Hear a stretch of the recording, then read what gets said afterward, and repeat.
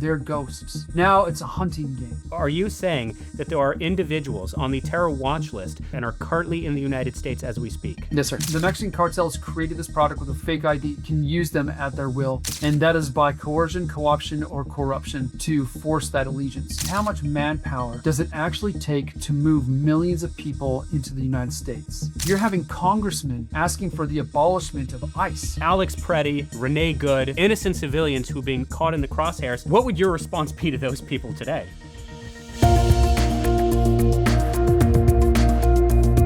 And welcome back to The Brief. We are joined today by Ammon Blair. Ammon is a senior fellow for the Texas Public Policy Foundation's Secure and Sovereign Nation Initiative, a former Border Patrol agent, and Army veteran. Ammon, thank you so much for joining us today. Thank you for having me. So, lots to get into. I want to first start off by last year, ICE, Immigration Customs Enforcement, it became the highest funded American law enforcement agency, thanks to a $75 billion budget increase. The money has helped the agency more than double its workforce. So, where do we stand vis-a-vis illegal immigration in this country today, from when President Trump took office to where we are now? Yeah, great question. Right now, so when he took office, we just had 4 years of an invasion of millions of illegal aliens coming into the United States. The Biden administration created a parallel immigration system to bypass current immigration based off of the whole idea and concept of prosecutorial discretion. And under that guise, law enforcement such as myself were forced to not even vet the personnel that were coming in or do so under certain guidelines or restrictions. We released them based off of their nationality, their family unit status, the limited crime information that we were able to receive, help through NGOs place them into the United States. So at that time period when the Trump administration came in, all he had to do to stop the invasion of those that were willing to give themselves up and be released was to say that we're going to follow the rule of law. That when you come into the country, that you are going to be apprehended, detained, and then removed from the country, and that asylum is not a right. It is a discretionary form or means. It's a relief. It's an administrative relief, and so you may have the right to claim asylum, but you do not have the right to continue on in that asylum process. And the federal government has the constitutional authority in the statute just to detain you and expeditedly remove you from the country. So we saw a massive drop at the southern border in terms of that because of the Trump administration's also targeting of fentanyl. We started seeing a decrease of that as well at the southern border in terms of apprehensions. Now, you mentioned the massive increase of ICE. I just want to let your audience know that a majority of that money really is also there for your local law enforcement. Look, the targeting packages that ICE is getting, you got to think, where are they getting that information to target the worst of the criminal illegal aliens? From the very time that they enter the country, they're going to get that information from, unfortunately, the Border Patrol. Myself as an agent, that's why I talked about the vetting process. When someone came into the United States, a lot of times they wanted to get past us. So the Mexican cartels would create a product or human cargo that would allow them to get past us. So if we were at that day releasing Nicaraguans, if we were releasing Cubans, then what the cartels would do is they would create fake documents with a fake name, show that that person is Nicaraguan at an actual age. So like if we were only releasing those below 18 years old, then these kids would start saying they're 17, even though if they were 26. So the Mexican cartels created this product with a fake ID and a fake address. So all we did as a Border Patrol agent, when you came in, we would ask, what is your address you're going to? They gave us an address. We would go and check on the U.S. Postal Service website, and that is it, to make sure that it's an actual address. Then we used NGOs like Catholic Charities. That's who we contracted with in South Texas, to then further you, unless you were a certain age, then you were with HHS. Now, all that information, because it was falsified, now you have ICE that are dealing with the occupation of millions of illegal aliens and having to go after them, whether that's the criminal illegals or those that are there that have been found inadmissible and must be removed. They now have to go off of bad information. So now they have to take that fingerprint and try to see if it matches with current local law enforcement, if they've committed other crimes since they've been here, working with local law enforcement to figure out where these are. And if your local law enforcement is not working hand in hand with our federal government, then it leaves ICE into a position where they're going to have to go after the low-hanging fruit in order to get their numbers. I'm an advisor for Operation Lone Star Task Force. We're a task force of a little over 63 agencies here in Texas, both federal, state, county, and local officers, where we not only do mass deportation efforts, but we also do counter-cartel and counter-smuggling efforts.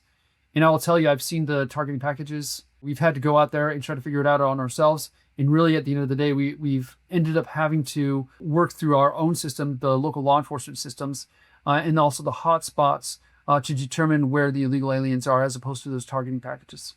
There's so much to unpack in what you just said. I don't even know where to begin. Look, we have had net negative migration since President Trump's inauguration. We have seen border crossings being slashed essentially to zero. I do want to ask, though, are the cartels finding workarounds from the strong enforcement measures that President Trump has put in place? Do we still have the same problems with the cartel that we had under the Biden administration? Every single person that used the Mexican cartels to get into the United States, they're now indebted to them. They're a slave, and they owe that money to them. Therefore, based off of that, the cartels are going to utilize them wherever they're at, every one of our 50 states, and they're going to force them either to pay them through whatever business they are now working in, or they're going to force them to work for their organization, both in illicit businesses and illicit businesses, narcotics, other human smuggling, other nefarious means. And so that foreign national now, typically that illegal alien is going to remain in the diaspora of other illegals. That is just human nature. Look, the majority of us are going to assimilate into areas where we feel more comfortable. I mean, almost every human being is going to do that. And that's what we're seeing here. The assimilation really is not happening. When you bring everyone in and you don't have them have allegiance to the Constitution of the United States or the principles, their allegiance lies elsewhere. And one of them is the Mexican cartels. And that is by coercion, co-option, or corruption in order to force that allegiance. So now that they're here, the Mexican cartels can use them at their will. That foreign national must have allegiance to them or receive repercussions. And so the cartels, they are controlling territory on U.S. sovereign soil. Think about it. How many resources, how much manpower does it actually take to move millions of people into the United States? A lot. Just to even move them across the southern border, you have to have corrupt law enforcement, corrupt judges, corrupt landowners, especially in Texas, since 95% of the border is private property, corrupt border patrol agents like myself, military, you name it. And so in order to get this huge supply chain into effect, they must have the amount of resources. And the way they do that is through the people. Again, there's a tremendous amount to unpack there. It's not often I'm at a loss for words. I want to ask you 10 different questions, but I'll just focus on one. Something you had implied earlier that I want to actually quote something that you had said to the Texas Assembly. You once said, quote, "We have the inability to vet any foreign national coming into the United States." What did you mean by that? Are you saying, as someone who worked in Border Patrol, that at one point the United States government did not have the ability to vet the people coming into the United States?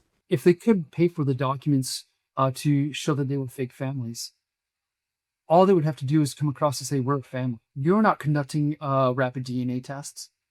Even in the beginning of the Trump administration, during the massive migrant caravans in the very beginning, we were reaching out to nonprofits to try to have them come down because we didn't have the funding to do DNA testing. And so they could come in and say like, "Hi, my name is Jackie Chan. I am from China." And be like, "Okay, Jackie Chan from China.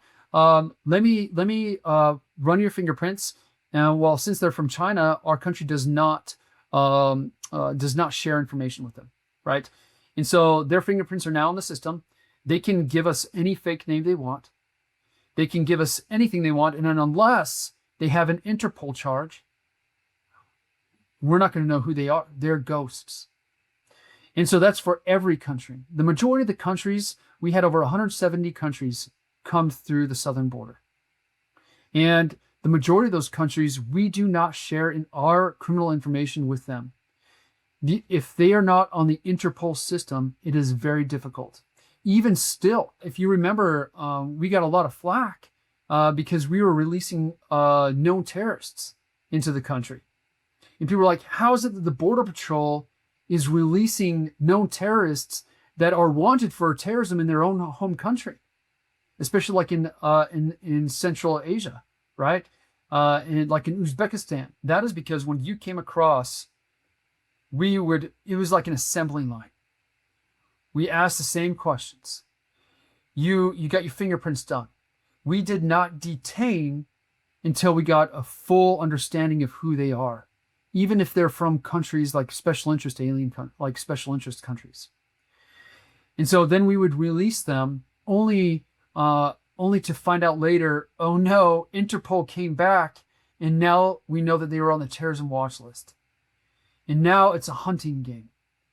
And so since a lot of times they gave us the false information, we had to go about trying to figure out where they may end up, or trying to work with local law enforcement to figure out what to do as well. And then it's like finding a needle in a haystack. So can I I'm sorry, I need to interject because I think this is really important. So just yes or no, are you saying that there are individuals on the terror watch list who were able to illegally cross into the southern border and are currently in the United States as we speak? Yes, sir. So what I can't really seem to understand then is if what you're saying is true, and I have no reason to doubt you, what would you say to those listening who would say, well, hang on a second, Alex Preddy, Renee Good, innocent civilians who've been caught in the crosshairs, ICE has gone too far, right? Like federal law enforcement, they're hurting the average American. What would your response be to those people today? Why were they there? Why were they contesting or trying to disrupt immigration enforcement operations? Was it a plan?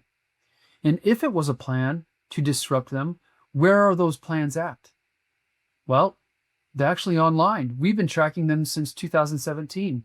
Your whole audience can go to crimethink.com and you can see the entire manual on exactly how to disrupt and completely destroy the efforts of ICE to conduct immigration enforcement operations. You're having congressmen and women asking for the abolishment of ICE. That means they're asking to abolish immigration enforcement together, which if you abolish the enforcement mechanism or the executive branch's portion of enacting immigration law at the bottom level, then that would completely eradicate the entire apparatus of immigration itself, which then means it would completely eradicate naturalization, immigration, and ultimately citizenship. So would it be an accurate characterization to state that if one truly wanted to protect American citizens like Alex Preddy or Renee Good and wanted to protect the illegal immigrant being detained, then local law enforcement, particularly in sanctuary cities, Los Angeles, New York, Boston, Minneapolis, the best thing they could do to protect their own citizens would be, in fact, to cooperate with federal law enforcement like ICE? Would that be an accurate characterization? 100%. That is the way to go. That is why Florida is the model to follow. It doesn't have to be led by ICE. It can be led by trained law enforcement officers that are also trained to deal with the Mexican cartels, tier 1 gangs, trained to investigate all these things where ICE is not. And so when you do it from the bottom up as opposed to the top down, and then you work hand in hand in that task force model that's overseen by ICE, but the majority of the operations are conducted with the local law enforcement, that is really it. So the number one humane thing we can do right now is for local law enforcement to conduct immigration enforcement and then assist ICE in these operations. And especially for the foreign national, for the illegal alien.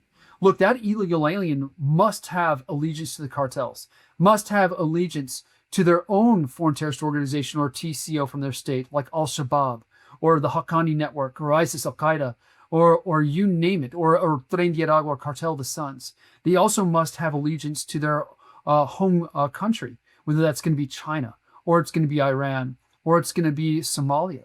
And you can look at that through the amount of remittances that are going back to that country. Right. Somalia is 25% of their GDP. And then you're also breaking that allegiance to a party or an ideology as opposed to the Constitution. Because that allegiance, they're going to have allegiance to the very own organizations that are protecting them from removal inside the United States, that are also giving them benefits that should only be afforded to American citizens. And so when ICE conducts an immigration enforcement in your area, he is conducting national security at the microscopic level. And it is more safe for that illegal alien and is more safe for your public. So, Ammon, let me ask you one last question. If we look at public opinion polling, the majority of the American people will say, okay, if you're an illegal immigrant and you're convicted of murder or you're convicted of robbery, absolutely deport them. We can understand these are criminals. We don't want them in the country. But the American people are increasingly divided as to the quote unquote average illegal immigrant. What would you say to the American who says, why is ICE and the Trump administration going after an illegal immigrant who's working as a dishwasher in a restaurant? Why is ICE and the Trump administration going after an illegal immigrant who's working at Home Depot? What would you say to that American? One, they are protecting the boundaries of American citizenship and sovereignty. The boundaries of American citizenship and sovereignty is immigration. So when ICE is going out there and conducting immigration to those who have been found inadmissible, one, they are following the rule of law. Two, they are also stating that a state has the ability to decide who enters and who does not. The ability to have a sovereign nation, and those at the forefront are ICE. One, they are protecting the whole institution of citizenship itself. Two, public safety, regardless if they do not have a crime whatsoever, outside of the crime of illegal entry, which it is a crime. They are conducting in order to understand or to defeat or dismantle all the organizations that I stated that foreign national has allegiances to, whether that's the cartels, Al-Shabaab, the Haqqani Network, the Muslim Brotherhood, all these organizations. In order to figure out and conduct and map out that network, one of the greatest ways we can do that is immigration enforcement.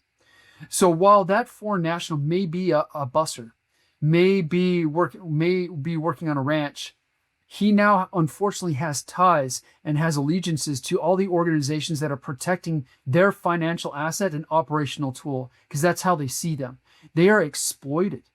And so the only way that we can figure out a way to dismantle these organizations, other than through narcotic seizures or other versions of illicit commodities, this is one of the greatest ways we can do it, is through them, because you can't interrogate, or not interrogate, but you can't question a piece of or a thing of cocaine, but you can talk to and question an illegal alien and find out all the various networks that got them to that point. And so this is not just about that illegal alien. This is about citizenship, and it's about national security at the microscopic level.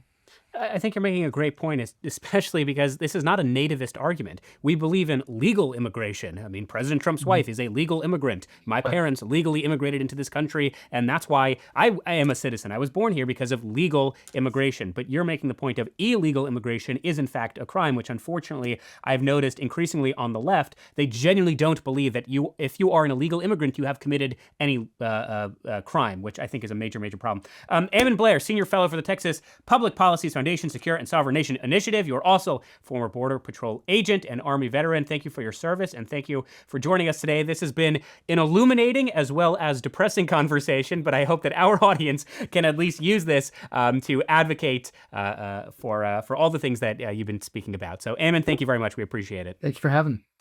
Well, thank you so much for watching. Make sure to like and subscribe. If you have any questions, comments, or if you want to see a particular topic addressed, make sure to put it down in the comments, and feel free to keep the conversation going through all of your questions or yellings or rants. Find me on social media. Just type in Shabbos Kestenbaum. You're not going to find many other Shabbos Kestenbaums, and I'm looking forward to speaking with you all very soon.